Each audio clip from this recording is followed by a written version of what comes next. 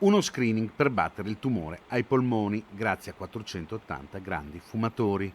Target raggiunto per l'Istituto Oncologico Veneto, che è riuscito ad arruolare 480 soggetti da avviare al percorso di screening tra i cittadini forti fumatori o ex forti fumatori di età compresa tra i 55 e i 75 anni in poco più di un mese. Dalla fine di ottobre l'equipe di radiologia dello IOV, diretta dalla dottoressa Francesca Caumo, coordinatrice del programma, inizierà a effettuare gli esami diagnostici.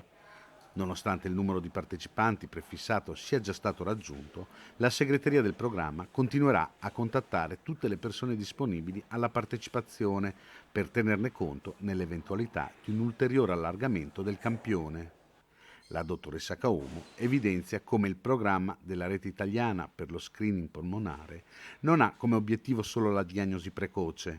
Infatti, in questi giorni i ricercatori dell'istituto, con la direzione prevenzione e sicurezza alimentare e veterinaria, stanno definendo anche gli ultimi dettagli sulle modalità di collaborazione con la rete dei centri per la disassuefazione dal fumo della Regione Veneto, presenti in maniera capillare in tutte le aziende ULSS.